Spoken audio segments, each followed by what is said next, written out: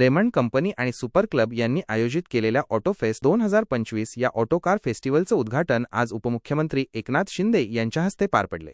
यावेळी त्यांनी sports bike आणि रिक्षा चालवण्याचा आनंद लुटला।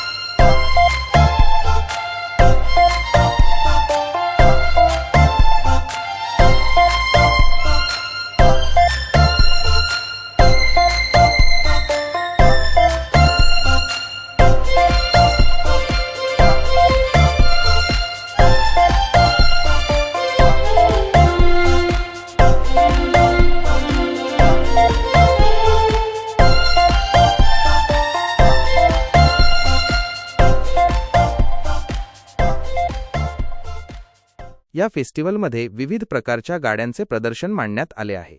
नागरिकांना या गाड्यांची माहिती घेता येईल आणि त्यांची चाचणी देखील घेता येईल। या फेस्टिवलमुळे ऑटोमोबाईल क्षेत्रातील नवीनतम तंत्रज्ञानाची माहिती नागरिकांना मिळेल अशी अपेक्षा आहे।